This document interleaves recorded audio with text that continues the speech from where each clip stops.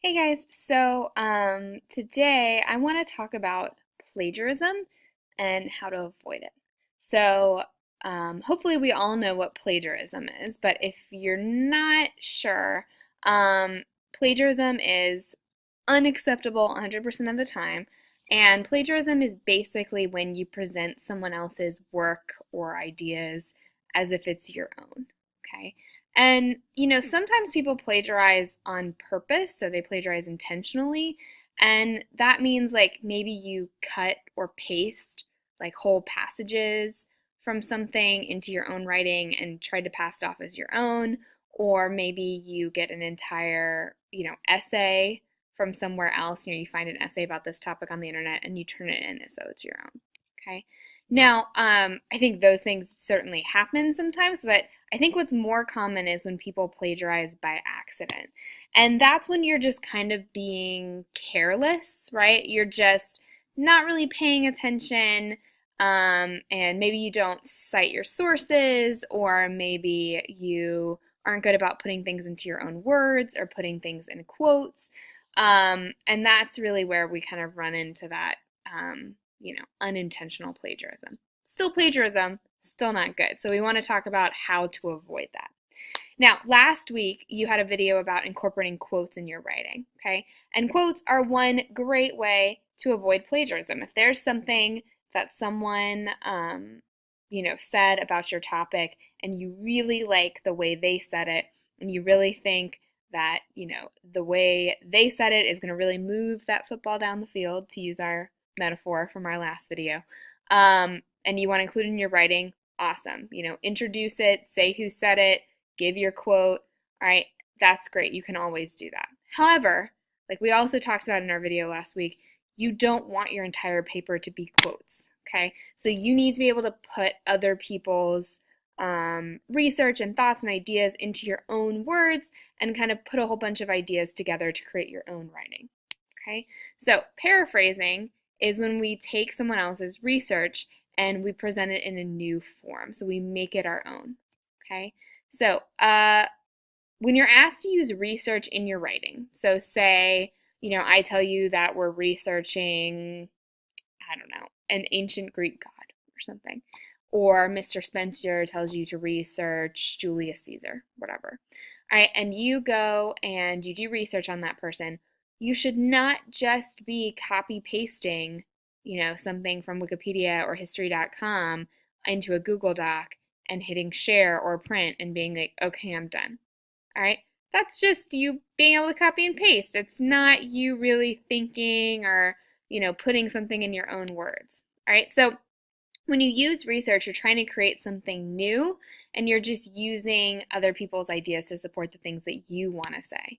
Okay, so maybe if you're writing about Julius Caesar, you really are interested in, like his military strategy. So you're telling us about that and you're using research and facts from other places to tell us about that. You're not just copy pasting, history.com's biography of Julius Caesar. All right, so the tricky part is that a lot of times when we say to put it into your own words, you just change a few words here and there. That's not gonna cut it, okay? That is still our unintentional plagiarism. All right, so to paraphrase properly, you need to express the ideas you've found in your own language and style. That does not mean change a few words here and there, okay? If you use more than 3 words in a row from the original source, you need to be using quotation marks. All right, so how do we do paraphrasing well? And paraphrasing just means putting it in my own words, okay? So, best way to do it, all right? Figure out what you want to say about this topic first, all right? So what are the things you're interested in? What are the things that are important to you? All right, and then do the research to support whatever ideas you already have, okay? Now, when you do research, this is where the paraphrasing stuff comes into play. Find information that you want to use and take point form notes. That just means like bullet point notes. Okay, so you're not like writing out a huge paragraphs about it or anything, just quick bullet points. Okay, now if there's a part that you really like and you want to save that, put quotation marks around it so you know that that was a quote you're using from that source. Okay, record where you got this information from, right? So you can put in your bibliography, which is sometimes called your works cited page. All right, and then this is the important part. When you go to actually write your report or essay or article, whatever it is, use the bullet point notes you took, not the original source. Then you're way less likely to do that unintentional plagiarism. Okay, so let's look at an example. All right, so here is a passage about how diapers affect the environment, okay? And I've got a whole lot of information here, okay? And over here, I've got just notes I jotted down about this, okay? So, kind of just the big statistics or the effect on the environment. So I want to use this when I go to actually do my own writing, not this. Because if I'm just using this, then I'm going to take this I researched and I'm going to incorporate it with my own ideas. I'm going to put in my own words. Whereas if I use this, I'm much more likely to kind of copy it. Okay? All right, so let's look at our original passage and then we'll look at kind of a bad paraphrase of it and a good paraphrase of it. Okay? So here's my paragraph. It is well known that exercise helps alleviate stress. The National Heart, Lung, and Blood Association endorses exercise as a way to reduce stress and recommends cardiovascular exercise that elevates the heart rate for 15 to 30 minutes 3 to 4 times a week. The American Psychology Association has conducted numerous studies indicating the beneficial effects of exercise in dealing with stress. Exercise releases endorphins into the bloodstream. Endorphins are feel-good hormones and are the body's natural painkillers. They also generate the sensory perception of physical well-being, which in turn contributes to emotional and mental health. All right, let's look at a bad paraphrase of this, one that's too close to the original. Everyone knows that exercise can help to alleviate stress. In fact, the National Heart, Lung, and Blood Association endorse exercise as a good way to cut down on stress and suggests that we need cardiovascular exercise for 15 to 30 minutes 3 to 4 times a week. There have also been many studies by the American Psychology Association that show that exercise is a good way to deal with stress. This is because exercise releases endorphins, the feel-good hormones, into the blood. These hormones also bring about the perception of well-being, so emotional and mental health improves. Okay, so let's talk about why that is too close.